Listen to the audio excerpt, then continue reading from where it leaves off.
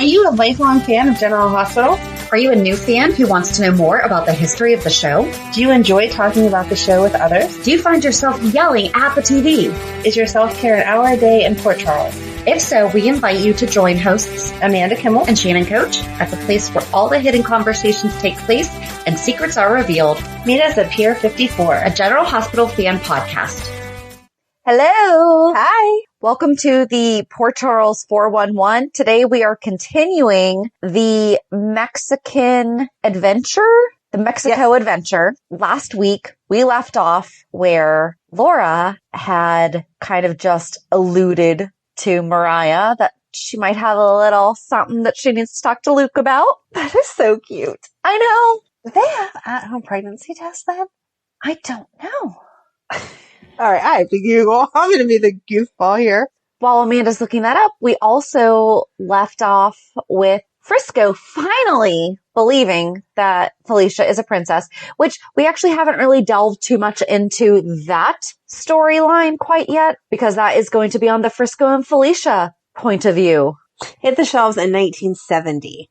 Oh, okay. The predictor pregnancy test made by Oregon Pharmaceuticals went for $10. That's really expensive for back then. We could do an entire, we could do an entire podcast of how much things cost when they debuted versus now. I mean, I feel like they're expensive now. I hate paying what you have to pay for them, but $10 in the 70s, that's crazy. Well, so Google what the inflation rate would be. So this was June 17th, 2015 that this article came out, and it said on Tuesday, the auction house Bonhams sold the original prototype along. No, there's a good story behind the home pregnancy test. I feel like it was created by a woman, but a guy. I'm not even. Hold on. Okay, I'll tell you. I think I listened to a podcast about this one. All right, hold on. I'm going to read it. This is from theatlantic.com. When it hit shelves in the 1970s, the predictor pregnancy test made by Oregon Pharmaceuticals went for $10. On Tuesday, the auction house Bonhams sold the original prototype along with the first consumer version of the test for $11,875. This was back in 2015. The predictor was the brainchild of a freelance designer named Margaret Crane, who had been hired in Oregon in 1967 to work on a new cosmetic line. While touring the company's lab, she wrote in a note accompanying the Bonham sale, "I noticed multiple lines of test tubes suspended over a mirrored surface. I was told they were pregnancy tests.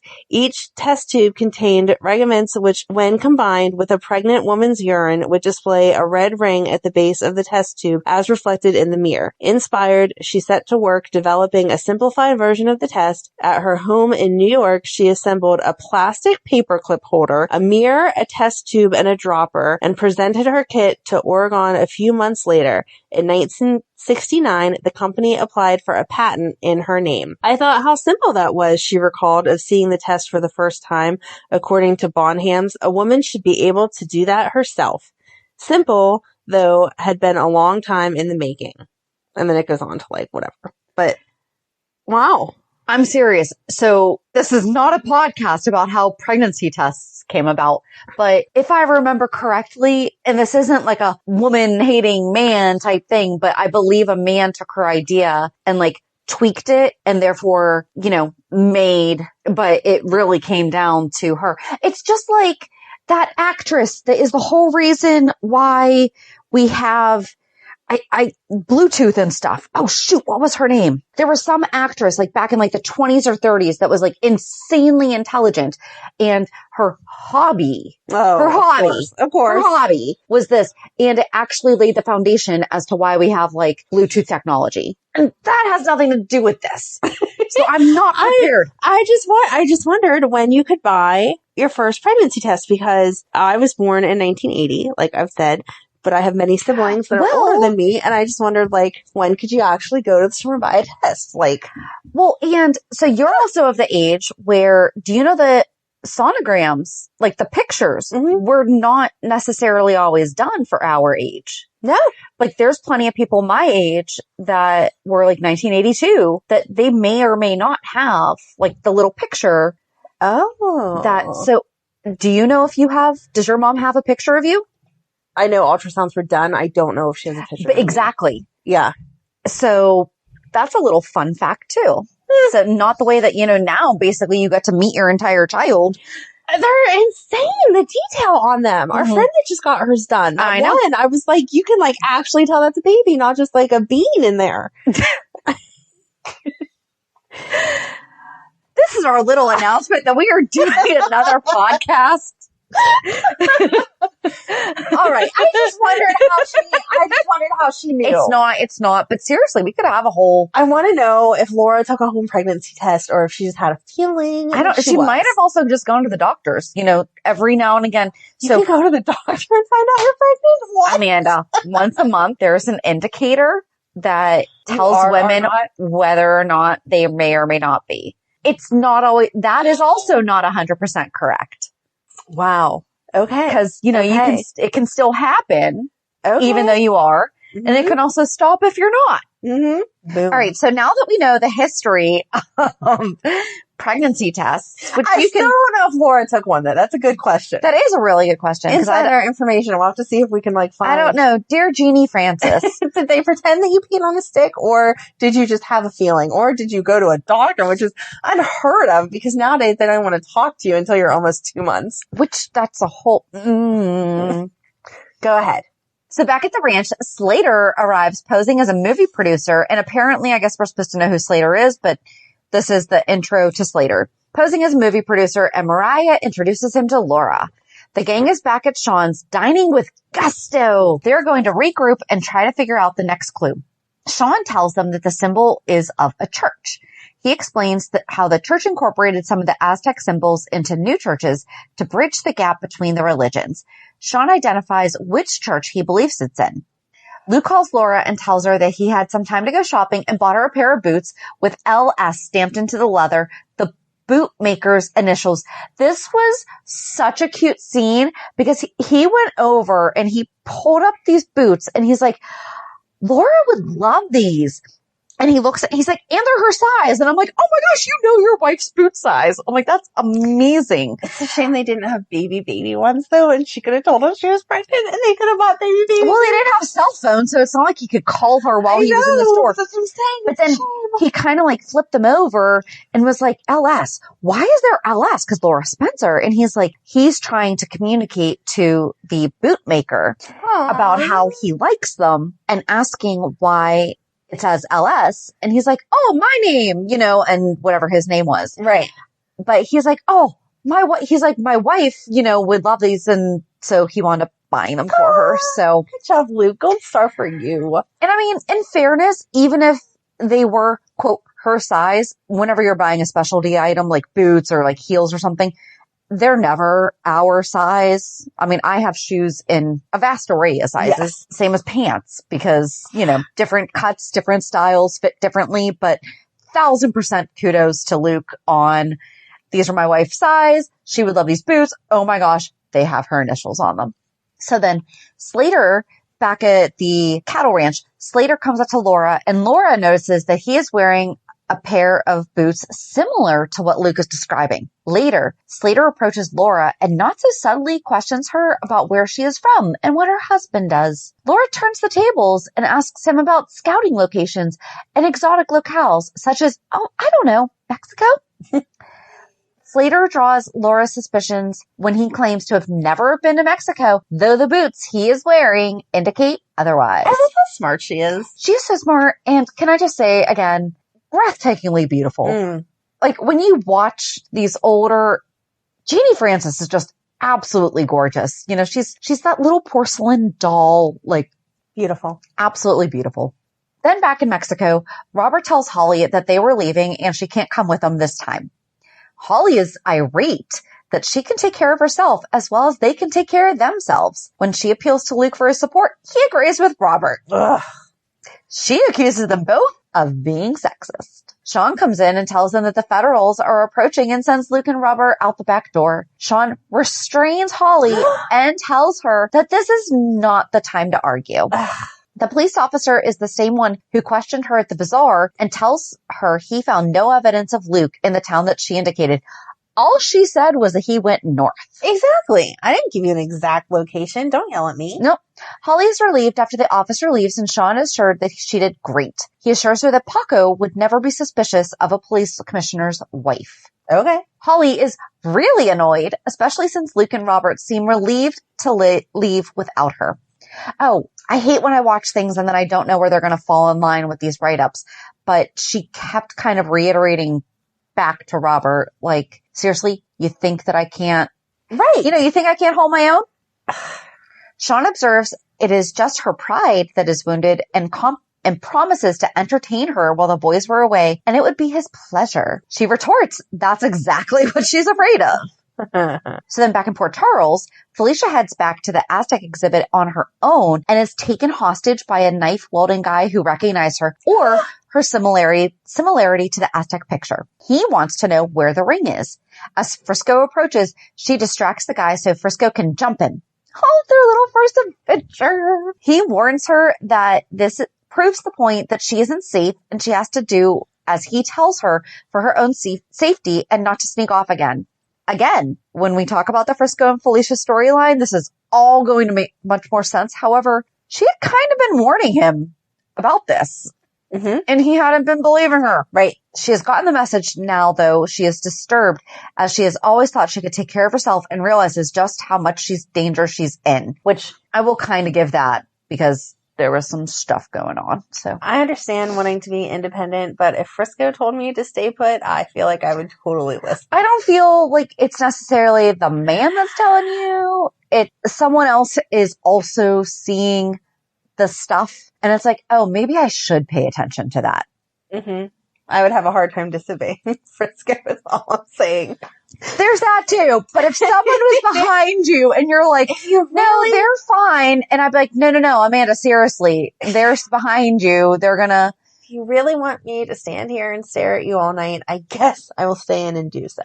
Anyway, back in Mexico, Luke complains about the rat trap they are staying in as the Jeep broke down. Luke is worried about the officer that has been tailing him as he has tailed him to every town and seems to have a nose like a bloodhound where Luke is concerned.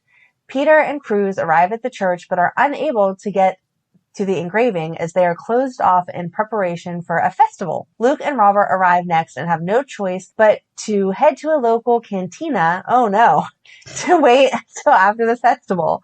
Luke calls Laura again and she tells him she has a surprise for him, but she will wait to tell him until she sees him again. She shares that the work at the inn is going badly as there is one problem after another. She warns him to call her more often if he wants a wife to come home to, which I don't feel like she's leaving, especially if she's having their baby, but okay. Later, Mariah tells... But it's Laura, and... I don't think she couldn't take care of the baby on her own. No. But she was, very... Put the demands down there. And you have to remember, we just kind of talked about, they didn't have cell phones or anything, and she knows that he's on this dangerous... True. Whatever, and she's like, no, seriously, you have to call me. But the thing that I loved was how much he really was trying. I mean, he legitimately was like, seriously, guys, I have to call Laura. Yes. He wasn't dedicated. He wasn't flirting with other people. He wanted to talk to her. He noticed other women. Well, I didn't say he didn't know. All men notice other women, but he wasn't trying to get with his other women. He really was all about her. Yes. But he was also very much like, guys, seriously, I need to call my wife. Yes. I mean, he was not just, I'll call her when I can. He was very, very, no, this has to happen, guys. Sorry. Right. So later, Mariah tells Laura how Felicia sends the letter to her through Dot. Mariah says that Felicia is more like her daughter than her granddaughter, and she misses her so much, though having Laura there has made it more bearable. Laura tells Mariah that there has been a hole in her heart since her mother's death, and that her and Luke feel like they have found a second family here. Oh, that was such a good storyline. I love that Luke, talk about that now. Well, so that's the thing is that I think that's how I kind of got pulled into. I don't mean to keep interrupting you, but Laura and Felicia have had a lot of scenes together over the past couple of weeks. And they never bring up the fact that Mariah felt like Laura's family also. Right. That's not okay. And it's understandable that you and I do not remember this since we were 4 and 2. Yeah. When these stories took place. So, I mean, they should bring this up. I want to see this. I want to hear this. This would be nice. Yes. And they should be better friends. They should be better friends. I feel like this kind of explains Felicia and Luke a little bit more to me. No, see, that gives me a problem with Felicia and Luke because Felicia and Luke should not have been in whatever they were in whenever she saw Luke and Laura together. She should have stayed away from Laura's man. Even if he wasn't Laura's man. Nope. Once Laura's man, always Laura's man. No. Sorry, Ryan. No. Sorry. I'm kidding. I am kidding. You could also say, sorry, JD, and it would be the same thing. Oh, that's funny. But you know where I'm going with.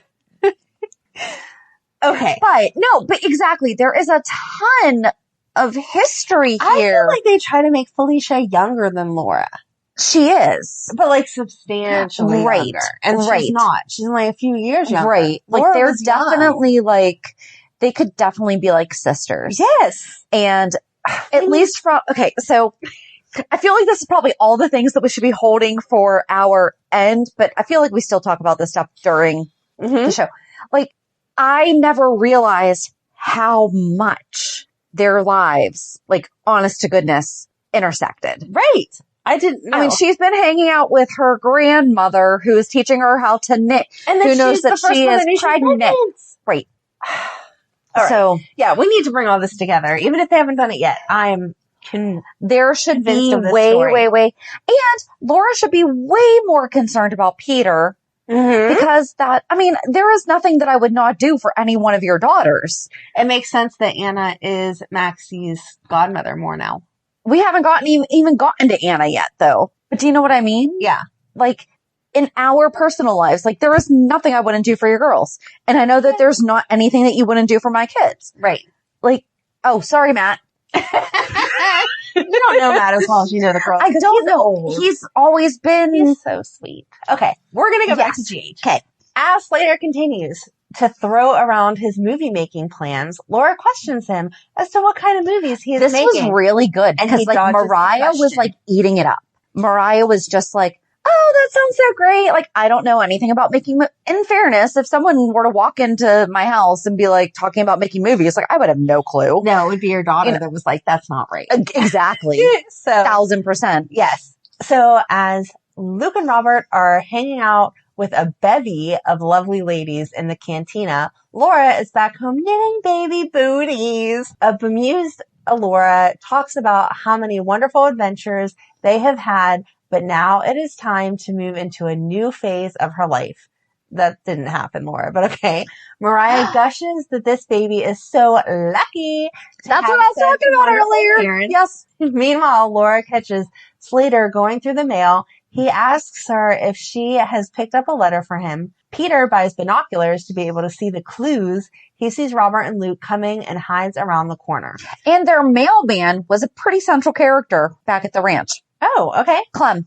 Okay. Robert sees the guy with a huge zoom camera and asks if he can check out the zoom. Robert is describing the symbol to Luke as Peter watches. He hits the lever to send the statue crashing to the plaza floor below. Luke sees Peter running off into the distance and they take off in pursuit. The run through what looks like the river walk in San Antonio. I've never been to San Antonio. Neither have I, but I've heard that's absolutely gorgeous. It is supposed to be really pretty. Let's go. Okay. Girls' weekend. Peter jumps on a riverboat, and Luke and Robert are forced to jump on the next boat. Peter jumps off and heads to a small outdoor amphitheater filled with tourists watching a folklore. A police officer standing watch on a bridge recognizes Luke, and he and some other officers take off in pursuit. Luke and Robert duck into the audience and then take off in a different direction. Robert is concerned about the local authorities alerting the federals. No. Yes-ish, but Peter jumped on a boat that was full and was ready to take off. Okay. Luke jumped on, like, the next one and is like, let's go! And the guy's like, no, it's empty. We have to wait for this thing to load up before. So that's why they had, because he's like, everybody, get off this boat! No! And no one is going. Mm. So yes. Okay. So, Thank you for your better description. Because that was kind of like suspenseful because it was like, no, you just need like 5 more people to get on the boat. The next day, Luke hides out in an area that looks very much like the Alamo. I have always wanted to go to the Alamo because of Pee-wee's Big Adventure. Because there's no basement. Because that was like a movie. I have very few really good memories of me and my dad, and he loved Pee-wee's Big Adventure, and so I always wanted to go to the Alamo. So we'll have to do that when we take our trip. As Peter comes along, Luke chases after him. The bike's in the basement. The next day, Luke hides out in an area that looks very much like the Alamo. As Peter comes along, Luke chases after him. They fight amongst the old mission buildings. Peter climbs onto the roof. That's where I started laughing, because you were talking about the Alamo. I need to be on top of this. Robert strolls up and then rushes up when he sees Luke and Peter fighting. Luke is knocked down and Peter takes off. Robert reaches Luke to find his face bloodied and Peter having made his escape. Slater spies on Mariah and discovers she has received a letter from Felicia. He calls to report in that Felicia went to New York to see an exhibit and he promises he will find her. Laura comes in to overhear this last part, her suspicions about Slater growing by the minute. Robert surprises Luke with a reproduction of the hieroglyphics, or glyphics as they call it in the ancient Aztec language. Luke points out that it is hard to make out, and they decide to return to Sean's villa to get his expertise. Mariah tells Laura that Slater has taken off for some meeting, and Laura grabs his briefcase and finds out it's locked. Well, I mean, everyone kind of locks their briefcase, but okay, nice try, Laura. Mariah is curious why Laura doesn't like Slater. She isn't sure. Perhaps he is a phony, but there is something about him that her instincts tell her is not quite right. Slater returns and catches her trying to break into his case. She claims that she was trying to find out who it belongs to as she just found it in the lobby. She observes it is quite heavy, almost like it carries bars of gold. I'd break into that. Slater reports in that Laura is suspicious of him and that if she gets in the way, he would just have to get her out of the way. Dun, dun, dun. No. Robert returns back to Sean and finds Holly laying out by the pool. This is where I just love Robert and Holly. He begins kissing her up and down her arm, and when she doesn't wake up, I'm pretty darn sure that she was awake. She was just ignoring him. Yeah. He jumps in the pool and then, soaking wet, lays on top of her. But if I watched correctly, so here's the thing that stinks. I fell asleep like halfway through this. Come on. No, not this specific episode, but like halfway through like this playlist, and I didn't go back because it wasn't like Netflix that I could go back and really figure out where I fell asleep. Right. So I think I fell asleep during the part that you just read. Anyway. So he lays on top of her. They both wind up in the pool because he wound up pulling her in and they were kissing and it was really, really cute. And then Luke fills in Sean on their most recent adventures. As Sean works on the glyphs, Luke calls Laura. She asks him to be careful as she figures it's a lot more dangerous than he's letting on because she's got some good instincts. He hears something in her voice and asks if she's okay. She doesn't tell him about Slater and tells him she just has a feeling. Luke determines that he will go get Robert. Sean suggests that Luke give Robert and Holly some time alone together as they have been separated for a day. Right. And Luke doesn't care. Luke's like, I haven't seen my wife in like a month. So sure. Luke doesn't care. Oh, you literally just read that sentence. I'm sorry, because it just made sense. Okay. Luke then knocks on the Scorpio's door and tells Robert to get moving as Sean has worked out the glyphs. I have to tell you, as I was watching this entire thing, that was my biggest pet peeve, was they kept saying the glyphs. Just say it hieroglyphics. I know, but it's actually, because I Googled, I was like, oh, really? They're actually referred to as glyphs. Yeah. I kept getting confused every time, like, I'm watching it and they're like, the glyphs. I was like, is that, if you Google it, it's actually shorthand for hieroglyphics. So they weren't just being casual with... Right, they have their information right, but it makes you think of like the cliffs. We're going to hang out at the cliffs. But not just, I mean, they accuse us now of like shortening and like... Right, that doesn't make sense. But yet they're shortening hieroglyphics to the glyphs back in 84. So Holly jumps up to get dressed and starts asking to go with them. And of course, he continues to refuse. They try to get Sean to go with them, and he begs off again as he has pressing business to attend to. Again, remember, back when I said in episode 1 that Sean had been having some little side dealings on all this. There are so many scenes that they are not mentioning in this write-up. Then in Texas, when Mariah's mail arrives, Slater tries to snoop, and Laura distracts him by pretty much forcing him to go out to the ranch with her to see some work. So Mariah had said to Laura that she's been getting letters from Felicia. Okay. And they have that Clem, who is a postman. And I guess it's always Mariah's job to like hand out the mail. Okay. Because she runs the inn. Right. Makes sense. And she's getting suspicious because she thinks that she sees Slater like reading Mariah's mail. Oh, okay. These are all things that we're seeing in these episodes. Got it. And I think they were like playing cards or doing something like at the table. And Clem had just come in and like dropped off the letters and what have you. And she was like, oh, I have chickens or something that need looking after or whatever. And is like getting Slater. He's like, it can wait.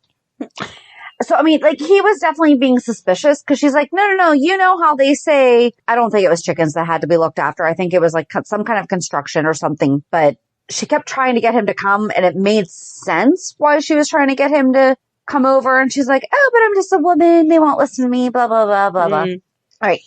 So then back in Mexico, just after Luke and Robert leave, Sean tells Holly that he has been called away on business and is terribly sorry to leave her on her own. He offers her to use one of the cars and says she might take him up on that.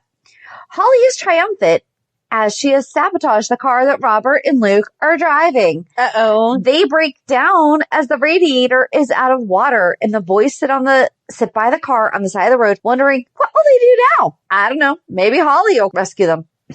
So then Peter comes along as Cruz is reporting in with where they are and says they are headed to the jungle. She says she has to go and doesn't want Peter to get suspicious. Poor Peter looks devastated at her betrayal. Peter meets up with Sean and tells him he doesn't feel like being double-crossed. You are double-crossing? He's double-crossing the double-crosser. Sean wants to know where Cruz is, and Peter has killed her. Sean raises his fist as if to attack Peter, but pulls himself back as he needs Peter. Sean orders Peter to call Felicia to go to get her to Mexico City. Oh, this was so good. So, you know how they always say, operator, call 555? Yeah. Or do you remember, like back in the 90s, they would say JLK5 or JL5? No, but okay. Anyway, it's 555. Okay. Like it's like JL5. Okay. Peter called on a payphone to call area code 716. Okay. Area code 716 belongs to Buffalo, New York. The number that he had called was 716-336.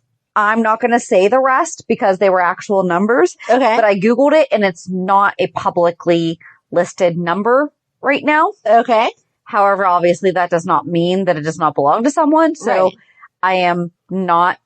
Right. I have written down what the phone number is. Let's call it. That's 411. Hi, do you know who Peter Harrell is? He's trying to get a hold. We need the Aztec princess ring. But if you go back and watch the Sean Donnelly episodes on YouTube of 1984, The Mexican Adventure, you're going to also hear the same number. That's all I'm going to say. But I just thought that it was really interesting that they didn't say like the 555. Right. That is. It was 716. number. And I was like, wait a second. Cause I used to have a friend who lived in Batavia. There you go. And I was like, That's a real phone wait a number. second. I'm like, I'm pretty darn sure. All right. So Peter tells Felicia that he has found the scepter and is on her. He wants her to join him in Mexico so they can go to Texas together to return the treasure, and asks her to bring the ring with her. No. And it was kind of creepy to watch him go from being, the dude talking to Peter or to Sean, and then be like, hey, Felicia, yeah, it's me, because she had no clue. Right. I hope she wasn't that dumb. Yeah. We'll find out. So then back at the hacienda, Holly is enjoying the lounge by the pool. She enjoys her lunch and is smiling smugly because, She knows what she did. She knows she's going to be getting a phone call pretty soon. Meanwhile, the boys sleep in the Jeep. They are hot and tired and dusty and have no food or water and are miles from anywhere. Holly coolly pulls up in the very cool convertible fun car and asks the boys if they would like some lunch. They quickly realize that she has sabotaged their car. She points out she only did that so they would realize how much they needed her. They follow the glyph directions and stop at another cantina where the locals laugh at them and ask about when they ask about a waterfall as they are traveling through a desert area. They follow the coordinates to another location, but come up empty-handed and decided to go back to Sean's and get him to come out with them as they haven't been able to find the next glyph. Meanwhile, back in Port Charles, Tony tells Frisco that his plane has been delayed a couple of hours and demands answers as to where he is going and what he's up to. Frisco fills him in on Robert's friends, Sean and Luke, and tells him that he is going to Sean's villa. Laura tries to warn Mariah about Slater that she thinks he is part of the gang, but Mariah trusts him and doesn't want to listen. Later, when the mail is delivered, Laura sees Slater steal a letter from Felicia. She confronts him on it, and he comes on to her and suggests she is trying to get close to him to kiss him. And she's like, no, I'm knocked up by someone else. Thank you. Laura comes back into the main room and hears Slater on the phone telling someone that he has found Felicia. She rips the phone cord out of the wall before he can divulge her location. He grabs her and Laura screams for Mariah. She comes in and hits him over the head with a vase and knocks him out. They stuff him in a closet and close the door and try to brace it with a chair. They are deciding about how to proceed, and Felicia urges her to call Frisco immediately. Slater breaks out of the closet, ties Mariah up, and is tying Laura up when Dodd and Clem, the mailman, enter. When he turns towards them, Laura knocks him down and he runs out. Mariah calls Frisco and warns him that the bad guy knows where Felicia is, and she is no longer safe hiding out with him. He tells her that Peter called and Felicia left him a note that she is headed to Mexico City. Mariah is horrified as she never gave Peter Frisco's phone number, and she realizes it is a setup and they have all become very worried about Felicia's safety. This entire scene, It sounds good. It reminded me, I mean, we saw Laura in the FBI. So it was so good because as soon as Slater comes in and is like kind of going after them, and then it was also still kind of like the 80 Jeezys where Mariah, like, it was very obviously like, here's the face. Clunk. right. But it was still it was so good. And it reminded me of, I'm like, yeah, that's Laura. Yeah. I'm really glad we do have, I feel, Laura back. Yes, she is back. In her storyline was so good back then, and they did let it fall for a while. In fairness, I mean, she's not a little older. She's a little older, but I feel like they are giving her back the fierceness. Right, her spunk. Yes. Like, she's gonna hit with you with a plunger. Right. You know, she's not just gonna let that stuff go. Exactly. So then Felicia arrives in Mexico and her and Peter are reunited. She wants to see the scepter, but he bluffs that he wants to spend some time alone with her before they go to Mexico.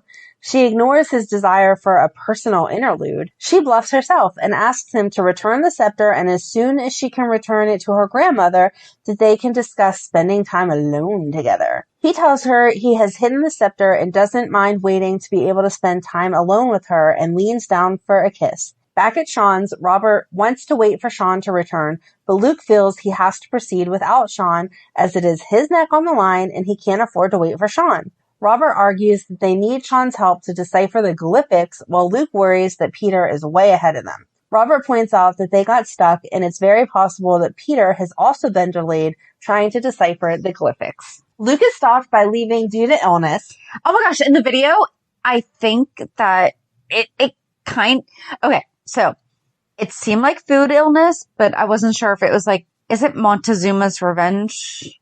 A type of thing that they say in Mexico, like, don't drink the water? Oh, that could be. So something. Did you ever watch Sex and the City? No, we've been over this before. Seriously? How have you never? I'll have to start There was a part in, like, the first movie where Charlotte finally opened her mouth, and then she went Poughkeepsie in her pants. Okay. So Lucas' food is food sickness or water sickness, so he has no choice but to wait for Sean to return. Frisco arrives and immediately asks where Felicia is. Frisco is worried when he realizes she isn't there and that Peter set her up to go to Mexico. He asks them to help find Felicia. Luke warns Frisco that Peter is dangerous and that he isn't a good idea, and if Felicia is with him, she is in serious danger. Luke tells him that Peter stabbed his own partner in order to set Luke up. Frisco starts to put the pieces together and realizes that Peter will have Felicia, the scepter, and the ring, and then realizes that once Peter gets the ring from her, that he won't need her any longer and he will kill her. It's almost like this Peter won't go away no matter what we try to do. Something with a name Peter. Why have they not? Well, because remember, this Peter is Levi Dunkelman's dad. So you can go back and listen to our recap of Maxie. Yes. And her ex, yes. Levi. Thank you.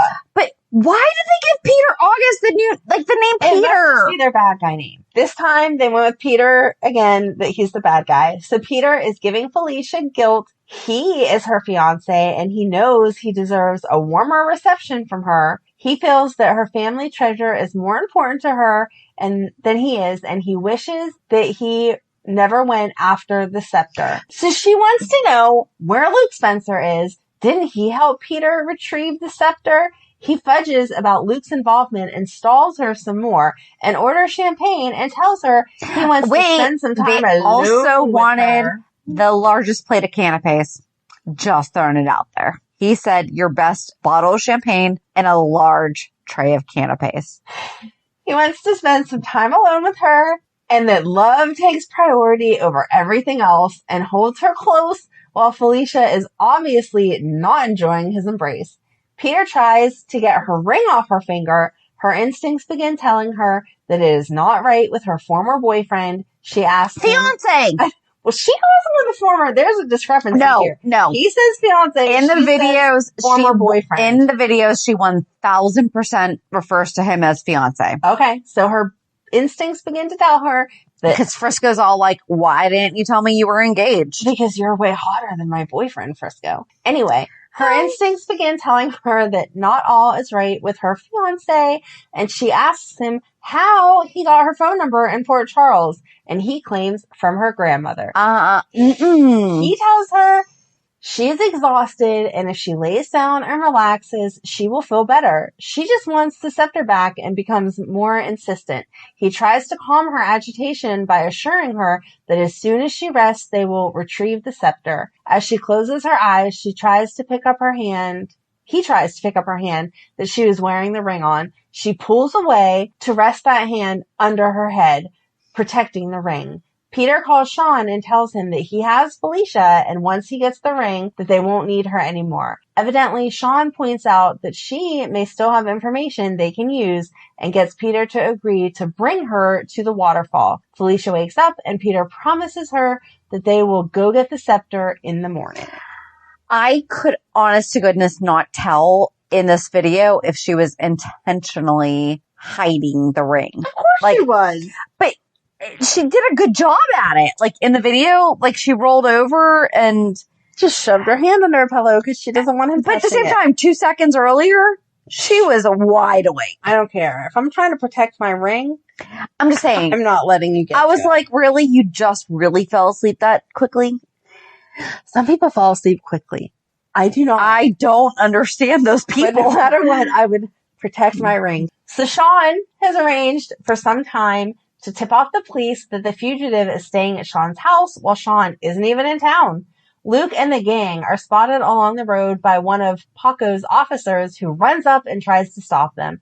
They make their getaway while Paco questions Sean's maid. While he is there, he gets a call that Luke was spotted headed towards the Viejo jungle.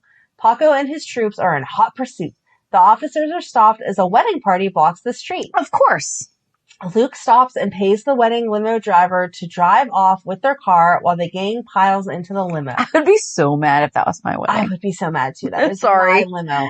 Peter has taken Felicia to the jungle and has dropped all pretense of being her loving boyfriend as he drags her through the jungle. She demands to know if this is where the scepter is. He assures her it is so she doesn't fight with him.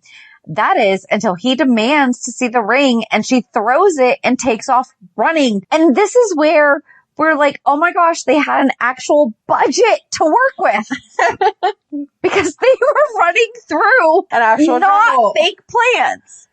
Peter stops to pick up the ring and takes off after her. No, he doesn't. He is searching fervently for this ring. I mean, he doesn't just, that sentence makes it sound like, oops, here we go. No. He is like searching for it. And then he takes off after her. The limo runs out of gas and the guys are all anxious to get going. Luke to the end so he can get back to Laura, and Robert to get Holly back to safety as he is worried that something might happen to her. And Frisco is desperate to get to Felicia, who is in immediate danger as she runs through the jungle to evade Peter. And these were legit scenes of her running through actual That is so cool. greenery. All of this. Sean steps in front of Peter and demands the ring from him. He tells him not to worry about Felicia as she isn't going anywhere. Just then, another guy steps out from behind the tree to capture Felicia. Frisco, Robert, Luke, and Holly all arrive at the jungle location and are surprised to find Sean's car already there. Robert surmises that Sean is there to help analyze the glyphs. The guys go to unload the supplies from the car while Frisco walks out onto the bridge. He hears Felicia screaming in the jungle and takes off running. Luke and Robert right behind him. Felicia has broken free of her captor and runs through the jungle. Felicia is caught and resumes screaming as Frisco follows the sound of her voice. And this was awesome because, I mean, it was just kind of like it was the romantic. Come save me, Frisco. Oh my gosh, I hear you. We're going to come run your way. The type of 80s cheese. That we loved. He tackles her captor and momentarily stuns him as the goon falls to the ground. He embraces Felicia, relieved she is okay. Her captor takes off running before Luke and Robert come upon them. I love this writing. Luke is relieved to see that she is okay and knows her from the ranch in Texas. Because again, They've never actually met for a hot minute. Well, they met for like a second. Right. They tell Frisco to take Felicia back to the car. They join Holly as Paco comes along to question her. She tells the officer that Peter has stolen from Felicia and framed Luke for the murder and is in the jungle. Paco orders them guarded as he takes off to the jungle. Felicia is desperate to get her ring and the scepter. Holly distracts the guards and Felicia and Frisco run back to the jungle. Sean and Peter arrive at the entrance of the crypt and are able to open the entrance. Sean deciphers the code and using the ring and opens the entrance to the crypt and reveals the Aztec treasure. Is it like, Peter drools over it and can't wait to get his hands on it. Do you know what this reminds me of? It was Legends of the Hidden Temple on Nickelodeon. So, when he questions Sean further, Sean pulls a gun on him and tells him he doesn't tolerate being double-crossed. And after Peter killed Cruz, that he is lucky Sean lets him live this long. Okay, I actually understand this logic because although Sean was only honest with Cruz about the fact that he was using Peter and Robert and Luke. right. So Peter kind of has the same logic going back against Sean because Right, they were all trying to screw each other. the only people who weren't were Robert and Luke. Or Cruz. No, Cruz knew too. Yes. So the only people who were not trying to double cross right here were Robert and Luke. Yes. So Peter could have killed Sean on the same. Right. Okay.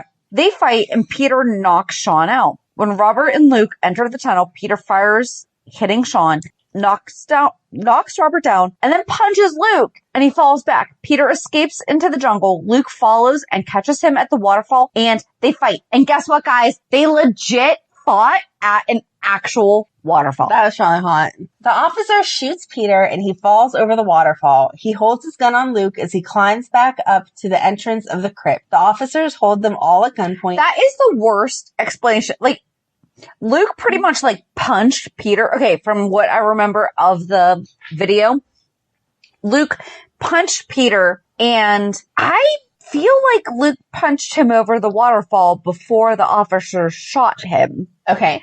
I also could be misremembering this. All right. So it says, then the officer holds them all at gunpoint. Luke asks Sean how he wound up there, and Sean admits he realized his calculations were off and came down to try to stop Peter himself. They find the ring and return it to Felicia, while Sean claims it's just an empty chamber. The officer determines he will bring them all in for questioning. Robert flashes his police badge and tells him of his and Sean's WSB background. This earns a certain respect for the officer, but doesn't help Luke's situation. No. The officer decides to bring them all in so he can sort out the facts from fiction. They all gather at the police station. Felicia tells of the theft of her family heirlooms and how Peter enticed her to come down to Mexico, then took her hostage and stole her ring. Luke continues that he was trying to retrieve the scepter from the thief, and while he was knocked out, that Peter killed his partner to set Luke up. Sean and Robert's credentials lend credibility to their story. Finally, the officer accepts Luke's version and decides to release him of the murder charges. Paco is very impressed with Holly's ability to neutralize his guard during Frisco and Felicia's escape and offers her a job on his police force should she ever be interested. Nice. Robert growls as she pretends to consider it. No, he also gives her the official, Like badge, you think? no, the, sketch. Oh. And he's like, oh, for your collection. Nice. Oh Right, my so it God, throws back to when he saw her, and like, she in the said, I collect Yeah. them. Yes. And he's like, here you go for your collection. That's funny. Felicia and Frisco talk back at Sean's. She is so disappointed about letting go of the dream of the Aztec treasure, and she feels so betrayed by Peter. Frisco encourages her to look for a new dream and reminds her she has her family heirlooms back. Luke is desperate to get in touch with Laura, but once again can't get a phone call through to her. Luke is worried now about telling Laura about the murder charges. He knows she's going to be very upset with him that he didn't tell her about what he was up to. He decides, with Holly's advice, that maybe he should downplay the murder charge. When he does reach Laura, she hangs up on him. No kidding. Sean reports that the treasure is found. It's safe for the moment. They all gather for dinner, and Felicia is homesick and invites Frisco to go to Texas with her. Next, from So this is SoapNet on Oh my 12/7/84. God, I want SoapNet back. Me too. Edited to Luke, Laura, Robert, Holly, Sean, Frisco, and Felicia scenes. The gang all arrive at Mariah's in Texas. Mariah rejoices to have Felicia home with her. Luke introduces Mariah to Robert, Holly, Sean, and Frisco. She thanks them profusely for all of their help as Felicia returns the scepter to her. Luke, Could you imagine introducing Robert, Holly, Sean, and Frisco? Like, Mariah was cool. So she was on with it. Absolutely she was. So Luke goes up to their bedroom to see Laura. She is furious at him and wants to know why he didn't send for her. He says he didn't want her involved in all that danger that they were in and begins kissing her. She wants to know what the heck.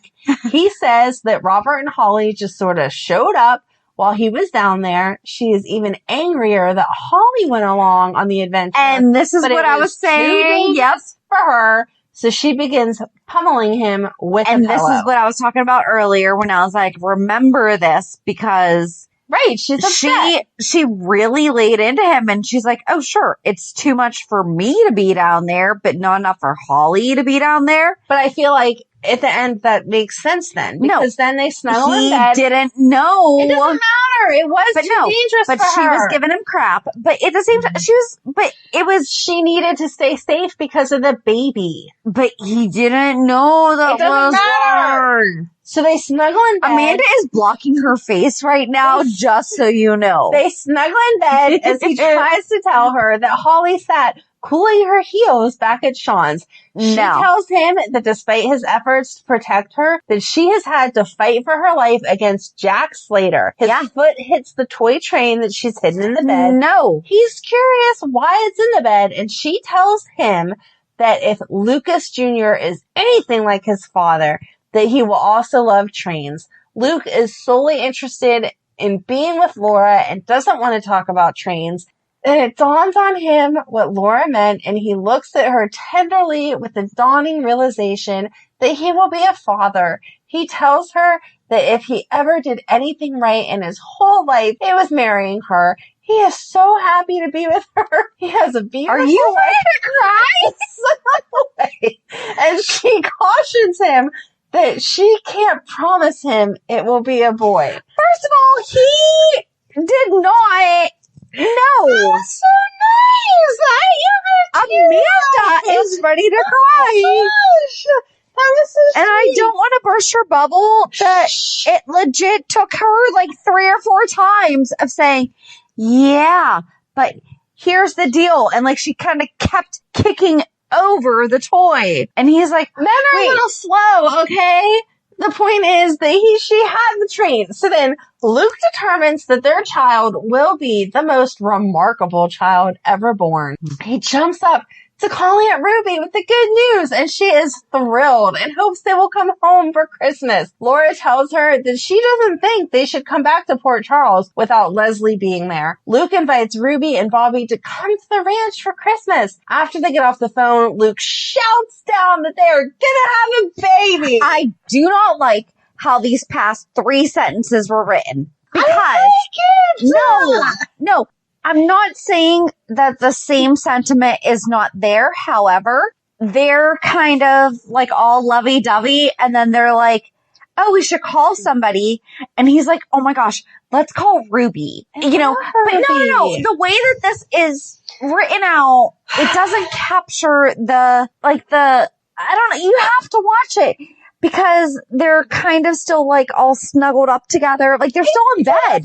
No, but they're still in bed and they're like, who should we call? So he calls Ruby and they kind of say something and she's like, oh my gosh, wait, like there's a baby coming? How do you know? And Laura's like, well, I haven't. know if I took a test.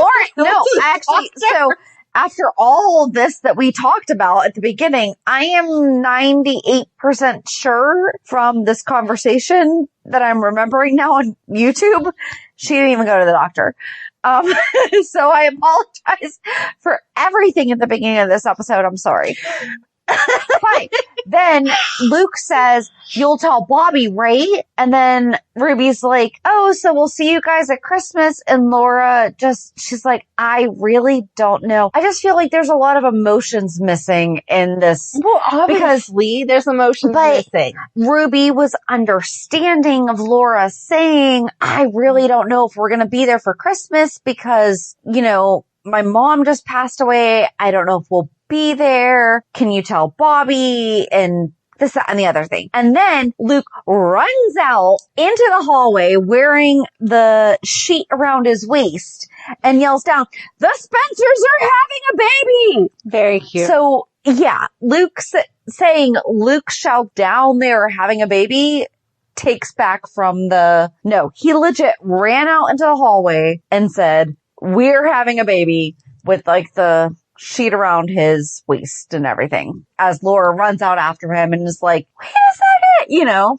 Yes. Mariah discourages Felicia from continuing to look for the treasure. Felicia is sure that she wants to help find it and save the family ranch. And that's the thing, like her whole thing with all of this has been, if I find out that this ring, that this scepter, that this what have you is of significance, like I'm going to help the family.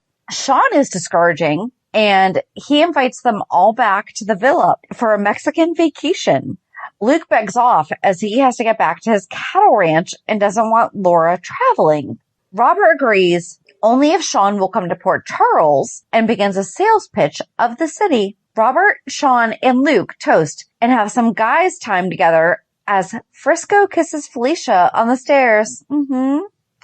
She takes him outside and shows him the grounds. And then the next morning, everyone gathers for breakfast, except for Luke and Laura. They have returned home, and Laura shows him her new bed. And this was so sweet because when they were talking on the phone, he was like, so do you have the new bed? Like this, that, and the other thing. But she kept saying like she wasn't going to try their new mattress without him beside her and everything at their new ranch, whatever. So he brings her a picnic basket full of sparkling cider because, you know, she got Jane, and they can toast to their new life. Luke worries whether he'll be smart enough to be a father. Okay, so there was one part Where Laura says something about the cowboy, and that's what Luke always called Lucky. And I was just like, oh my gosh, is that where that came? But seriously, is that where that came from? I don't know. And they snuggle and enjoy being together. Okay. Think about it. Like, isn't that okay? So I cannot believe to this day, and again, this is the beginning of February, so we don't know what has happened by the time this is released. I cannot believe to this day that Lucky and Lulu would not have been at the...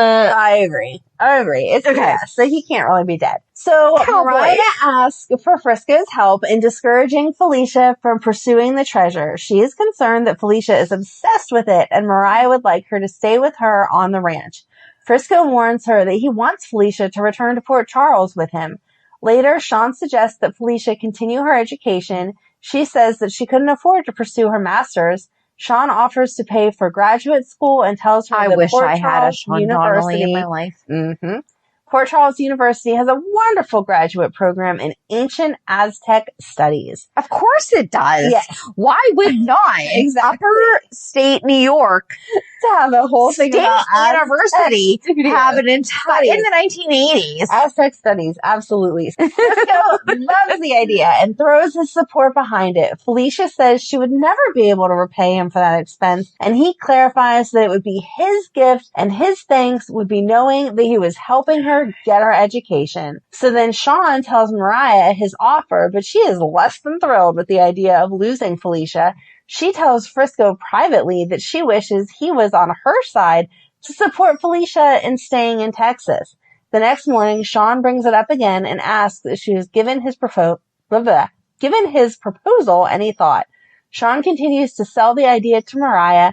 He says that since he doesn't have any children of his own, it would give him a great deal of joy to assist in her education. I don't like how so much of this is because the conversation as it's reading right now isn't how it's perceived on all right, you can tell us the video. Given his interest in Aztec culture, he likes the idea of her continuing her education, and he would like to help make that possible, especially given that she is a true Aztec princess. He makes a good case for Felicia being able to continue her education without the financial concerns. Basically, he guilts her into agreeing. How could she say no? Sean suggests that they have her ring photographed and put in an archaeological journal. Perhaps it will generate interest and lead to additional clues. One of Sean's cohorts poses as a professor who photographs the ring. Sean creates a distraction and his partner takes an imprint of the ring. The imprint will be used to open the crypt. Mariah tells Felicia that she will not stand in her way as Felicia immediately makes plans to return to Port Charles. Sean breaks out his tequila from his private reserve, and Holly and Robert get a bit toasted. Oh, yeah. Next, Sean brings out the Mexican wine, and he toasts Felicia returning to Port Charles. When Mariah quietly excuses herself, Felicia follows her out. They are all getting a bit toasted when Sean then breaks out the Mexican brandy. Holly excuses herself next. Robert laments his life of boredom back in Port Charles, and with life as a police commissioner. He is already missing being out of the big adventure. They toast the return to Port Charles. And then in August of 85, I almost said 95, sorry, August of 85, Ruby answers the phone and it's Luke telling her about Lucky's birth. Robert then answers the phone and hears the good news. After he gets off the phone, Bert questions why he didn't tell Luke about Holly's kidnapping. Sean had taken her hostage at the end of the Aztec storyline. Robert observes because he knows Luke would be on the next plane out and he needs to be home enjoying this time with Laura and the baby. A sad Robert worries if he would know if Holly was dead. Then Bobby becomes ecstatic when she gets a call at GH telling her the happy news, and she soon makes it over to Ruby's to share the joy. Luke is not seen during these phone calls, but it's really nice that the writers cared enough about Luke and Laura fans to give them this moment of happy news and pay tribute to the couple. And then Curly Q writes, I also added a 1984 Regis interview with Tristan and Emma that took place at a mall. The great interview. Remember the great malls of the 80s? They talk about taping the Mexico adventure, the location shots, Luke and Robert together again. That would be awesome to watch. So, a little bit of that I felt like was very different than what I saw. Recap. No, I was just going to say, I'm like, when I was watching, he was very shady about it. So his entire interest in Felicia getting her master's degree was so that he got closer to the Aztec treasure. And he was like, yeah, I'll pay for it. Okay, because I like and Sean. now he's Maxie's godfather. So it was, and I know that we did an entire 411 on Sean, but watching this, I'm like, okay, so this was like 84, 5. So I was 4 or 5. So I didn't love Sean then. Why do you not remember? I know, I'm sorry that when I was 4 or 5, I don't remember. So I feel like this Sean is kind of like how we kind of talk about Sonny now. And it's like, yeah, we understand he did a lot of really, really bad stuff, but you have to hear him out. Yes. Okay. All right. So that was the Mexican whatever. And then next we're going to go to the Aztec. Yeah. There's like so much that we really can't get into because of the Frisco and Felicia side of this entire story because they were barely in this. Right. All right. So we're going to end with this one. And then next week we'll talk about Frisco and Felicia side. Yes, absolutely. Right. So have a good weekend. And we'll meet you at the pier. Bye. Bye. If you enjoyed today's show, we invite you to go to pier54podcast.com to subscribe on your favorite platform. Don't forget to leave us a review. And you can also follow us on many social media channels. Just search for Pier 54 Podcast. Also, we are not perfect, so if there is something that we missed or messed up, just let us know by emailing us at pier54podcast@gmail.com.